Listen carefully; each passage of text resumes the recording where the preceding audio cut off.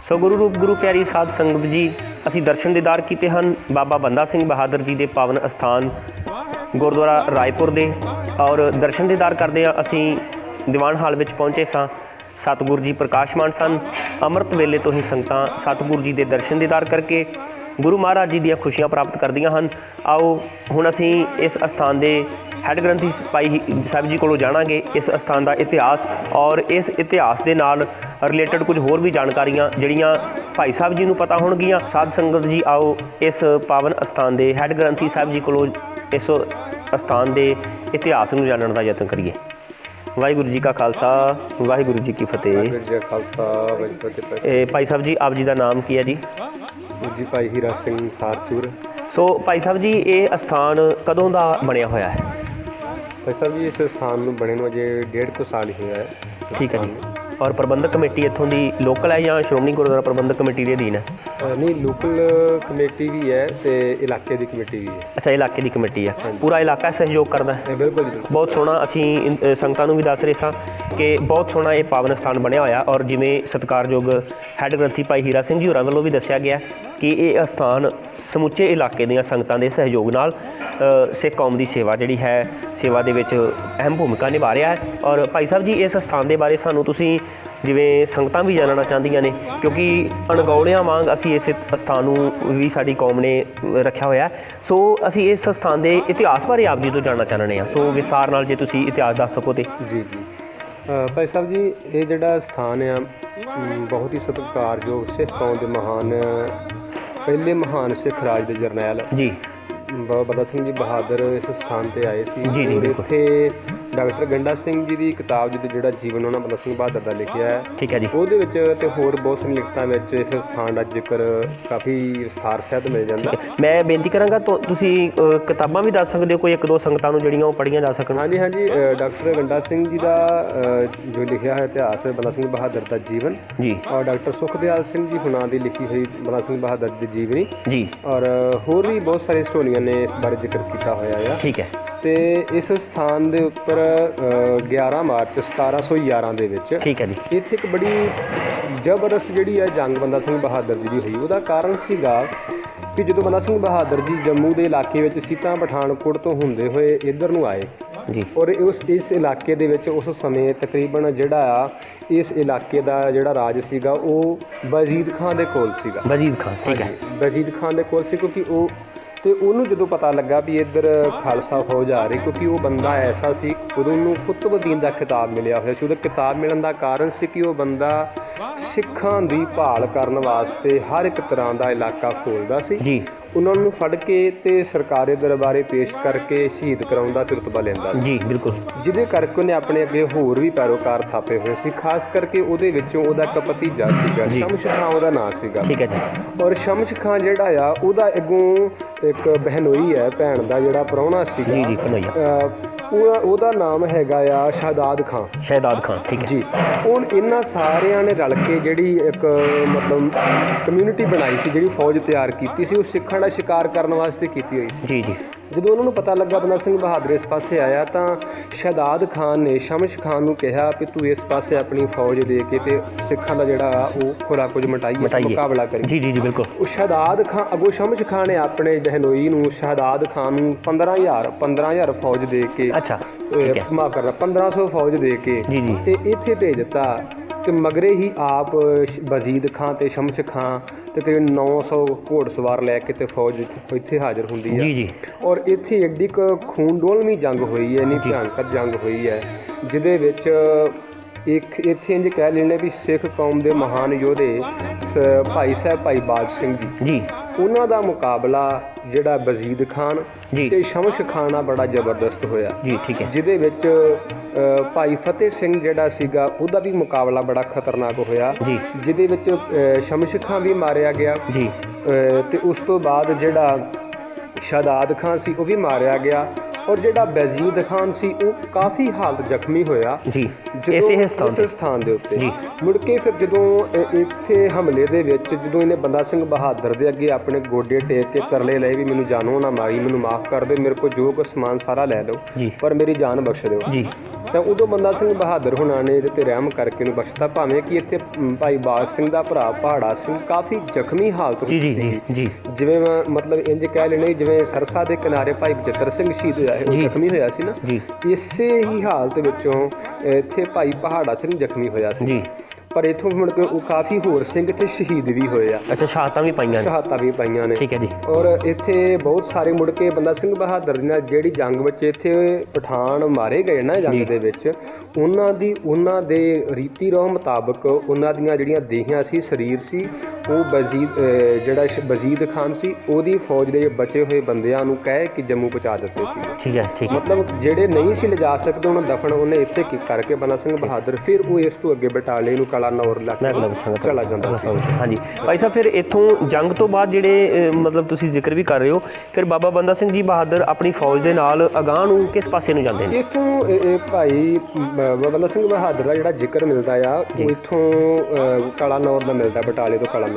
ਇਹ 1711 ਮਾਰਚ 1711 ਦੀ ਗੱਲ ਹੈ। ਹਾਂਜੀ ਹਾਂਜੀ ਹਾਂਜੀ। ਅੱਛਾ, ਜਦੋਂ ਇੱਥੇ ਗਹਿਗਾ 'ਚ ਜੰਗ ਹੋਇਆ ਜਿਹਦੇ ਵਿੱਚ ਭਾਈ ਬਾਜ ਸਿੰਘ ਜੀ ਜਾਂ ਭਾਈ ਪਹਾੜਾ ਸਿੰਘ ਜੀ ਜ਼ਖਮੀ ਹੁੰਦੇ ਨੇ ਔਰ ਬਾਬਾ ਬੰਦਾ ਸਿੰਘ ਬਹਾਦਰ ਜੀ 1711 ਤੋਂ ਫਿਰ ਇੱਥੋਂ ਅਗਾਂਹ ਚਾਲੇ ਪਾਉਂਦੇ ਨੇ। ਸੋ ਸਾਧ ਸੰਗਤ ਜੀ, ਜਿਵੇਂ ਭਾਈ ਸਾਹਿਬ ਜੀ ਨੇ ਸਾਨੂੰ ਬਹੁਤ ਹੀ ਗਿਆਨਵੇਦਕ ਜਾਣਕਾਰੀ ਦਿੱਤੀ ਹੈ ਕਿ ਵਾਕਿਆ ਹੀ ਅਸੀਂ ਜੇਕਰ ਇਤਿਹਾਸ ਪੜ੍ਹਦੇ ਵੀ ਹਾਂ ਤੇ ਬਾਬਾ ਬੰਦਾ ਸਿੰਘ ਬਹਾਦਰ ਜੀ ਦਾ ਅਸੀਂ ਟੂਕ ਮਾਤਰ ਇਤਿਹਾਸ ਪੜ੍ਹੀਏ ਜਾਂ ਅਸੀਂ ਪੁੰਛ ਰਜੌਰੀ ਨੂੰ ਜ਼ਿਆਦਾਤਰ ਮਹਾਨਤਾ ਦਿੰਦੇ ਹਾਂ ਜਾਂ ਬਾਬਾ ਬੰਦਾ ਸਿੰਘ ਬਹਾਦਰ ਜੀ ਦੇ ਗੋਦਾਵਰੀ ਕੰਢੀ ਦਾ ਇਤਿਹਾਸ ਜਿਹੜਾ ਗੁਰੂ ਗੋਬਿੰਦ ਸਿੰਘ ਮਹਾਰਾਜ ਜੀ ਨਾਲ ਭੇਟਾ ਹੁੰਦੀ ਹੈ ਉਹਦੇ ਵੱਲ ਜ਼ਿਆਦਾ ਝਾਤ ਮਾਰ ਦਿੰਦੇ ਹਾਂ।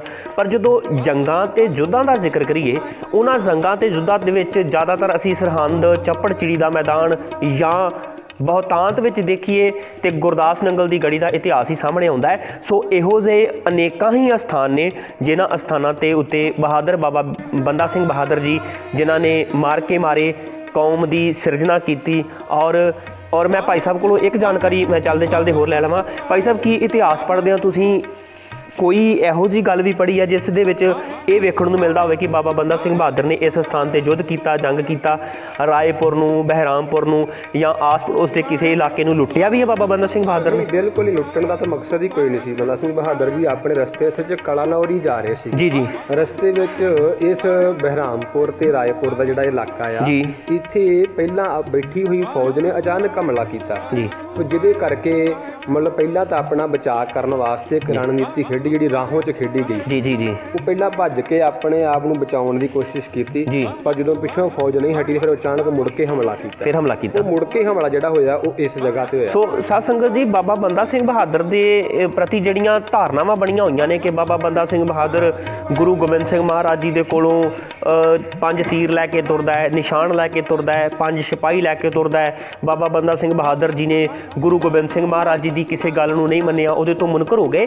ਇਹੋ ਜਿਹੇ ਗੱਲਾਂ ਜਿਹੜੀਆਂ ਨੇ ਬੇਤੁਕੀਆਂ ਗੱਲਾਂ ਬਾਬਾ ਬੰਦਾ ਸਿੰਘ ਬਹਾਦਰ ਦੇ ਇਤਿਹਾਸ ਦੇ ਵਿੱਚੋਂ ਨਹੀਂ ਮਿਲਦੀਆਂ, ਜਿਵੇਂ ਭਾਈ ਸਾਹਿਬ ਜੀ ਨੇ ਬਹੁਤ ਹੀ ਗਿਆਨਵੇਦਕ ਸਾਨੂੰ ਜਾਣਕਾਰੀ ਦਿੱਤੀ ਹੈ। ਸੋ ਅਸੀਂ ਬਾਬਾ ਬੰਦਾ ਸਿੰਘ ਬਹਾਦਰ ਦੇ ਨਾਲ ਜਿਹੜੀਆਂ ਬੇਤੁਕੀਆਂ ਗੱਲਾਂ, ਬੇਢਵੀਆਂ ਗੱਲਾਂ ਜਿਹੜੀਆਂ ਨੇ ਜੋੜੀਆਂ ਹੋਈਆਂ ਨੇ, ਉਹਨਾਂ ਗੱਲਾਂ ਤੋਂ ਬਿਲਕੁਲ ਸਾਧ ਸੰਗਤ ਨੂੰ ਸੁਚੇਤ ਹੋਣਾ ਚਾਹੀਦਾ ਹੈ, ਕਿਉਂਕਿ ਬਾਬਾ ਬੰਦਾ ਸਿੰਘ ਬਹਾਦਰ ਨੇ ਇਸ ਅਸਥਾਨ ਤੇ ਚਾਹੇ ਗੁਰਦਾਸ ਨੰਗਲ ਹੋ ਗਿਆ, ਚਾਹੇ ਚੱਪੜ ਚਿੜੀ ਦਾ ਮੈਦਾਨ ਹੋ ਗਿਆ, ਚਾਹੇ ਸਰਹੰਦ, ਸਢੌਰਾ ਜਾਂ ਕੋਈ ਵੀ ਅਸਥਾਨ, ਜਦੋਂ ਗੁਰੂ ਗੋਬਿੰਦ ਸਿੰਘ ਮਹਾਰਾਜ ਜੀ ਦੀ ਸ਼ਰਨ ਵਿੱਚ ਬਾਬਾ ਜੀ ਆ ਜਾਂਦੇ ਨੇ, ਉਹਦੇ ਤੋਂ ਬਾਅਦ ਬਾਬਾ ਬੰਦਾ ਸਿੰਘ ਬਹਾਦਰ ਨੇ ਕਿਸੇ ਨਾਲ ਵੀ ਧੱਕਾ ਨਹੀਂ ਕੀਤਾ, ਕਿਸੇ ਨਾਲ ਵੀ ਜ਼ਿਆਦਤੀ ਨਹੀਂ ਕੀਤੀ ਔਰ ਬਹੁਤ ਗਿਆਨ ਵੇਦਕ ਜਾਣਕਾਰੀ ਸਤਿਕਾਰਯੋਗ ਬਾਬਾ ਹੀਰਾ ਸਿੰਘ ਜੀ ਇਸ ਪਾਵਨ ਅਸਥਾਨ ਦੇ ਹੈੱਡ ਗ੍ਰੰਥੀ ਸਾਹਿਬ ਨੇ ਸਾਨੂੰ ਦਿੱਤੀ ਹੈ ਕਿ ਕਿਸੇ ਨੂੰ ਵੀ ਲੁੱਟ ਪਾਟ ਦੀ ਖਬਰ ਜਿਹੜੀ ਆ ਉਹ ਬਾਬਾ ਬੰਦਾ ਸਿੰਘ ਬਹਾਦਰ ਦੇ ਜੀਵਨ ਵਿੱਚ ਨਹੀਂ ਮਿਲਦੀ। ਹਾਂ, ਜਿਹੜੀ ਗੱਲ ਭਾਈ ਸਾਹਿਬ ਨੇ ਕੀਤੀ ਹੈ ਕਿ ਬਾਬਾ ਬੰਦਾ ਸਿੰਘ ਬਹਾਦਰ ਤੇ ਸਿਰਫ ਆਪਣੇ ਰਸਤੇ ਤੇ ਜਾ ਰਹੇ ਸਨ, ਜੰਮੂ ਤੋਂ ਜਿਹੜਾ ਬਾਬਾ ਬੰਦਾ ਸਿੰਘ ਬਹਾਦਰ ਦਾ ਪਹਿਲਾਂ ਬਣਾਇਆ ਹੋਇਆ ਇੱਕ ਮੈਪ ਸੀ, ਇੱਕ ਰਸਤਾ ਸੀ ਕਿ ਅਸੀਂ ਕਲਾਨੌਰ ਡੇਰੇ ਬਾਬੇ ਨਾਨਕ ਵੱਲ ਪਹੁੰਚਣਾ ਹੈ।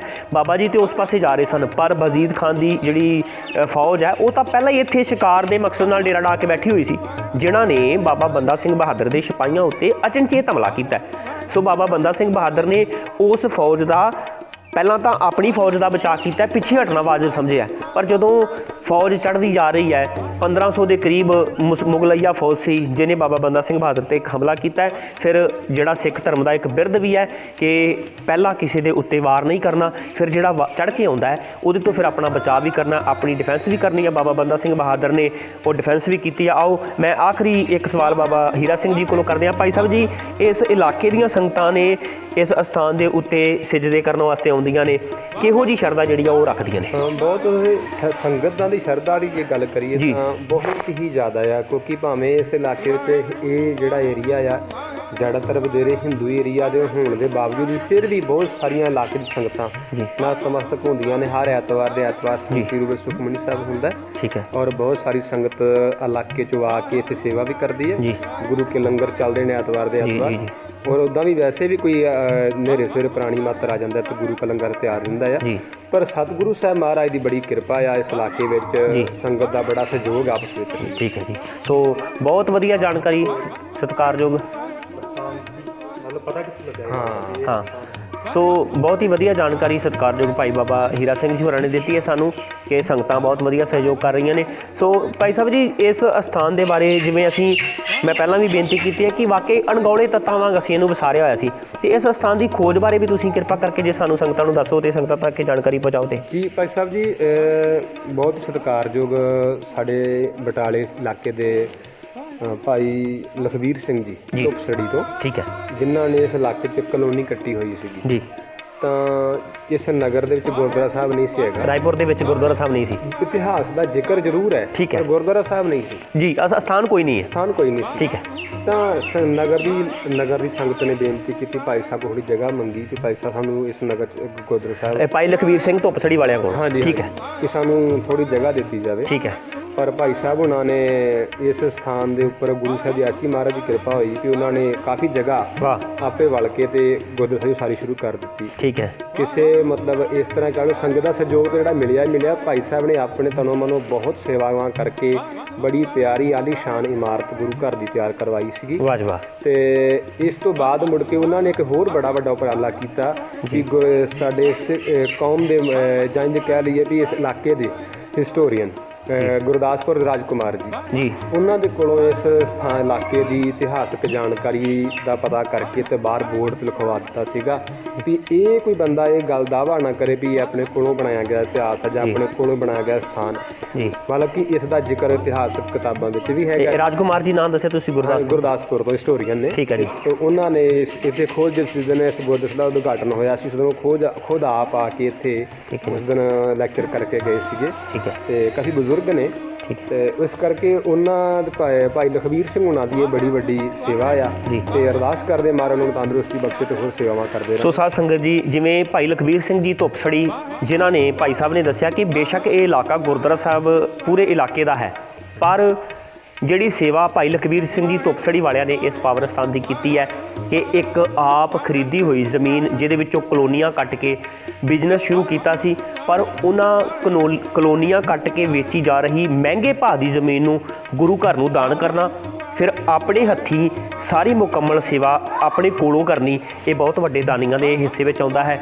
ਸੋ ਜਿਵੇਂ ਸ਼੍ਰੀ ਰਾਜਕੁਮਾਰ ਜੀ ਹਿਸਟੋਰੀਅਨ ਗੁਰਦਾਸਪੁਰ ਤੋਂ, ਉਹਨਾਂ ਦਾ ਵੀ ਜ਼ਿਕਰ ਕੀਤਾ, ਔਰ ਮੈਂ ਬੇਨਤੀ ਵੀ ਕਰਾਂਗਾ ਕਿ ਅਸੀਂ ਕੋਸ਼ਿਸ਼ ਵੀ ਕਰਾਂਗੇ ਕਿ ਭਾਈ ਸ਼੍ਰੀ ਰਾਜਕੁਮਾਰ ਜੀ ਜਿਹੜੇ ਗੁਰਦਾਸਪੁਰ ਦੇ ਹਿਸਟੋਰੀਅਨ ਨੇ, ਕਿਸੇ ਦਿਨ ਤੁਹਾਨੂੰ ਉਹਨਾਂ ਨਾਲ ਵੀ ਮਿਲਾਇਆ ਜਾਵੇ ਔਰ ਉਹਨਾਂ ਕੋਲੋਂ ਵੀ ਇਹ ਜਿਹੜੀ ਜਾਣਕਾਰੀ ਹੈ ਉਹ ਕਲੈਕਟ ਕੀਤੀ ਜਾ ਸਕੇ। ਸੋ ਭਾਈ ਸਾਹਿਬ ਜੀ, ਇਸ ਅਸਥਾਨ ਦੀ ਮਰਿਆਦਾ ਜਿਹੜੀ ਹੈ ਉਹ ਕਿਵੇਂ ਨਿਭਾਈ ਜਾਂਦੀ ਹੈ ਰੋਜ਼ ਦੀ? ਗੁਰੂ ਸਾਹਿਬ ਦੀ ਬੜੀ ਕਿਰਪਾ, ਮਹਾਰਾਜ ਅੰਮ੍ਰਿਤ ਵੇਲੇ ਨਾਲ ਜੋ 4 ਵਜੇ ਦਾ ਪ੍ਰਕਾਸ਼ ਹੁੰਦਾ, ਠੀਕ ਹੈ ਜੀ, ਗੁਰਦੁਆਰਾ ਸਾਹਿਬ ਦਾ, ਔਰ 5 ਬਾਣੀ ਨਿਤਨੇਮ ਹੁੰਦਾ ਜੀ, ਤੇ ਉਸ ਤੋਂ ਬਾਅਦ ਡੇਲੀ ਜੋ ਲੜੀਵਾਰ ਕਥਾ ਗੁਰੂ ਸਾਹਿਬ ਦੀ ਬਾਣੀ ਦੀ ਉਹ ਸ਼ਬਦ ਵਿਚਾਰ ਚੱਲਦੀ ਹੈ ਜੀ, ਔਰ ਸ਼ਾਮ ਦੇ ਸਮੇਂ ਸੂਰਜ ਪ੍ਰਕਾਸ਼ ਦੀ ਕਥਾ ਹੁੰਦੀ ਹੈ ਜੀ। ਇਲਾਕੇ ਦੀ ਕਾਫੀ ਸੰਗਤ ਸਹਿਯੋਗ ਕਰਦੀ ਹੈ ਔਰ ਦੂਰ ਸੰਗਤਾਂ ਵੀ ਮਤਲਬ ਸੁਣਨ ਕਰਨ ਵਾਸਤੇ ਹੁੰਦੀਆਂ ਨੇ। ਸ਼ਾਮ ਦਾ ਸਮਾਂ ਹੁੰਦਾ, ਵੈਸੇ ਸੰਗਤ ਕਈ ਸੈਰ ਕਰਨ ਵਾਸਤੇ ਇਸ ਇਲਾਕੇ ਸੰਗਤ ਕਾਫੀ ਕਲੋਨੀ 'ਚ ਆਉਂਦੀ ਜੀ, ਔਰ ਗੁਰੂ ਕਾ ਦਰਸ਼ਨ ਵੀ ਕਰਦੇ ਨੇ, ਨਾਲ ਕਥਾ ਸੁਣ ਸਰਵਣ ਕਰਕੇ ਵੀ ਜਾਂਦੇ ਨੇ। ਹਾਂ। ਤੋ ਬੜੀ ਰੌਣਕ ਲੱਗਦੀ, ਸ਼ਾਮ ਨੂੰ ਬੜਾ ਆਨੰਦ ਆਉਂਦਾ। ਔਰ ਸਵੇਰ ਤੋਂ ਲੈ ਕੇ ਸ਼ਾਮਾਂ ਤੱਕ ਲਗਭਗ ਸੰਗਤਾਂ ਆਉਂਦੀਆਂ ਰਹਿੰਦੀਆਂ ਨੇ। ਹਾਂਜੀ, ਤਕਰੀਬਨ ਆਵਾਜਾਈ ਸੰਗਤ ਦੀ ਬਣੀ ਰਹਿੰਦੀ ਹੈ ਸ਼ਾਮ ਤੱਕ ਜੀ। ਠੀਕ ਹੈ ਜੀ। ਸੋ ਜਿਵੇਂ ਇਸ ਸਥਾਨ ਤੇ ਸੰਗਤ ਅੰਮ੍ਰਿਤ ਵੇਲੇ ਤੋਂ ਲੈ ਕੇ ਸੰਧਿਆ ਸਮੇਂ ਤੱਕ, ਜਦ ਤੱਕ ਮਹਾਰਾਜ ਜੀ ਦੇ ਸੁੱਖ ਆਸਣ ਨਹੀਂ ਹੋ ਜਾਂਦੇ, ਤਦ ਤੱਕ ਦਰਸ਼ਨ ਦੀਦਾਰ ਕਰਨ ਵਾਸਤੇ ਆਉਂਦੀਆਂ ਰਹਿੰਦੀਆਂ ਨੇ। ਮੈਂ ਸੰਗਤ ਨੂੰ ਇੱਕ ਬੇਨਤੀ ਕਰਾਂਗਾ, ਜਿਵੇਂ ਆਪ ਜੀ ਗੁਰੂ ਗੋਬਿੰਦ ਸਿੰਘ ਮਹਾਰਾਜ ਜੀ ਦੇ ਜਾਂ ਗੁਰੂ ਨਾਨਕ ਪਾਤਸ਼ਾਹ ਜੀ ਦੇ ਜਾਂ ਹੋਰ ਗੁਰੂ ਧਾਮਾਂ ਦੇ ਦਰਸ਼ਨ ਦੀਦਾਰ ਕਰਨ ਵਾਸਤੇ ਜਾਂਦੇ ਰਹਿੰਦੇ ਹੋ, ਇਵੇਂ ਮੈਂ ਆਪ ਜੀ ਦੇ ਚਰਨਾਂ ਵਿੱਚ ਬੇਨਤੀ ਜ਼ਰੂਰ ਕਰਾਂਗਾ ਕਿ ਕਿਰਪਾ ਕਰਕੇ ਆਪ ਜੀ ਇਸ ਪਾਵਨ ਸਥਾਨ ਦੇ ਆਪ ਔਰ ਆਪਣੇ ਬੱਚਿਆਂ ਨੂੰ ਇੱਕ ਵਾਰ ਜ਼ਰੂਰ ਦਰਸ਼ਨ ਦੀਦਾਰ ਕਰਨ ਵਾਸਤੇ ਲੈ ਕੇ ਆਓ, ਤਾਂ ਕਿ ਸੰਗਤ ਨੂੰ ਹੋਰ ਵੀ ਇਹਦੀ ਜਾਣਕਾਰੀ ਜਿਹੜੀ ਹੈ ਉਹ ਸੰਗਤ ਨੂੰ ਇਸ ਸਥਾਨ ਤੱਕ ਪਹੁੰਚਾਇਆ ਜਾਏ। ਔਰ ਹੋਰ ਸਾਡੇ ਇਲਾਕੇ ਵਿੱਚ, ਇਸ ਇਲਾਕੇ ਦੇ ਵਿੱਚ, ਗੁਰਦਾਸਪੁਰ ਦੇ ਨਾਲ ਲੱਗਦੇ ਇਲਾਕੇ ਵਿੱਚ ਜਿੰਨੇ ਵੀ ਇਤਿਹਾਸਕ ਸਥਾਨ ਹੋਣਗੇ, ਬਾਬਾ ਬੰਦਾ ਸਿੰਘ ਬਹਾਦਰ ਨਾਲ ਰਿਲੇਟਡ ਹੋਣ, ਚਾਹੇ ਬਾਬਾ ਸ੍ਰੀ ਚੰਦ ਜੀ ਨਾਲ ਰਿਲੇਟਡ ਹੋਣ, ਚਾਹੇ ਸ਼੍ਰੀ ਗੁਰੂ ਅਰਜਨ ਦੇਵ ਮਹਾਰਾਜ ਜੀ ਨਾਲ ਰਿਲੇਟਡ ਹੋਣ, ਚਾਹੇ ਹੋਰ ਸ਼ਹੀਦਾਂ ਦੀਆਂ ਕੁਝ ਬੁਰਜ ਹੋਣ, ਉਹਨਾਂ ਦੇ ਪ੍ਰਤੀ ਕੋਈ ਉੱਚੇ ਜਿਹੜੇ ਅਸੀਂ ਕਹਿ ਲਈਏ ਬੁੰਗੇ ਹੋਣ, ਉਹਨਾਂ ਦੇ ਬਾਰੇ ਜਾਣਕਾਰੀ ਵੀ ਜਿਹੜੀ ਅਸੀਂ ਲੈਣ ਦਾ ਯਤਨ ਕਰਾਂਗੇ। ਸੋ ਆਓ ਇੰਨੀਆਂ ਕੁ ਬੇਨਤੀਆਂ ਪ੍ਰਵਾਨ ਕਰਨੀਆਂ। ਵਾਹਿਗੁਰੂ ਜੀ ਕਾ ਖਾਲਸਾ, ਵਾਹਿਗੁਰੂ ਜੀ ਕੀ ਫਤਿਹ।